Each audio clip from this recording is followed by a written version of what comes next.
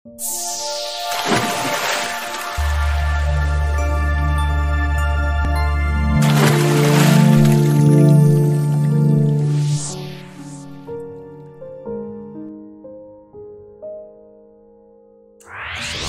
warahmatullahi ta'ala wabarakatuh. Salam guru penggerak, tergerak, bergerak, dan menggerakkan.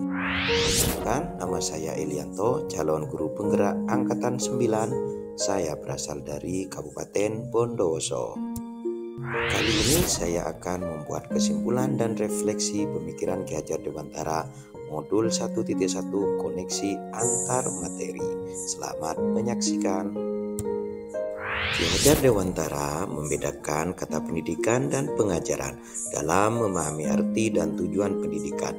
Menurut Ki Hajar Dewantara, pengajaran adalah bagian dari pendidikan. Pengajaran merupakan proses pendidikan dalam memberi ilmu atau berfaedah untuk kecakapan hidup anak secara lahir dan batin. Sedangkan pendidikan memberi tuntunan terhadap segala kekuatan kodrat yang dimiliki anak agar ia mampu mencapai keselamatan dan kebahagiaan yang setinggi-tingginya, baik sebagai seorang manusia maupun sebagai anggota masyarakat.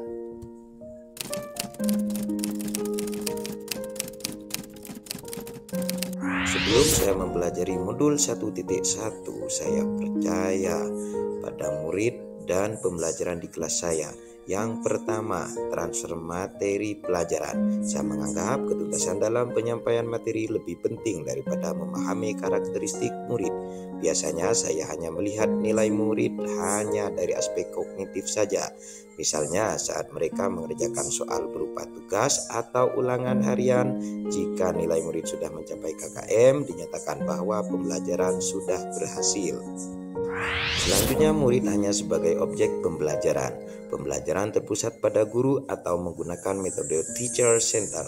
Sebelumnya saya tidak mempedulikan apakah murid saya benar-benar paham dari apa yang saya ajarkan atau tidak, karena fokus utama saya lebih ke tercapaian materi, mengingat materi yang saya ajarkan cukup padat tiap semesternya. Saya pun hanya meminta siswa untuk menghafal materi yang saya ajarkan tanpa memikirkan bagaimana cara agar materi tersebut dapat dipahami dengan sepenuhnya, sehingga saya pun sering merasa gagal dan mengeluh jika banyak murid yang tidak tuntas setelah melakukan evaluasi.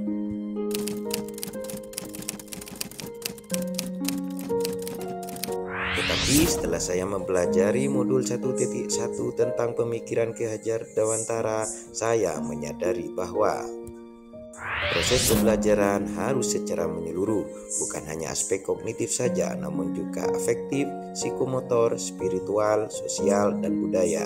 Murid bukan sebagai objek pembelajaran, melainkan subjek pembelajaran.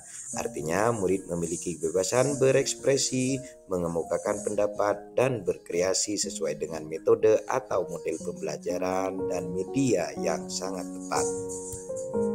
Dan juga guru seharusnya sebagai fasilitator.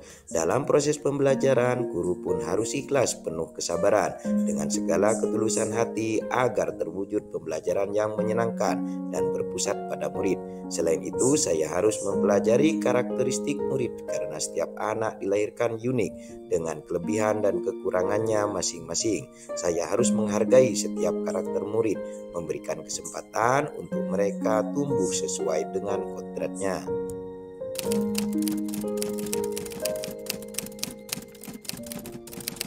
Yang dapat segera saya terapkan dalam pembelajaran di kelas agar tercermin pemikiran Ki Hajar Dewantara, yaitu merancang pembelajaran yang interaktif dan menyenangkan dengan melibatkan murid sesuai dengan metode student center. Selanjutnya, saya dapat menerapkan pembelajaran abad 21 yang sesuai dengan pemikiran Ki Hajar Dewantara, yaitu berpikir kritis, kreatif, komunikatif, dan kolaboratif dengan berpegang teguh pada konsep memerdekakan anak. Karena tugas guru adalah memberi tuntunan atau arahan yang baik kepada murid, berusaha menjadi teladan bagi murid baik dalam perkataan maupun perbuatan. Selanjutnya, saya harus mengenali karakter dan latar belakang murid dengan menjalin komunikasi yang baik. Demikian tadi video koneksi antar materi modul 1.1 kesimpulan dan refleksi. Salam guru penggerak, tergerak, bergerak, dan menggerakkan. Wassalamualaikum warahmatullahi taala wabarakatuh.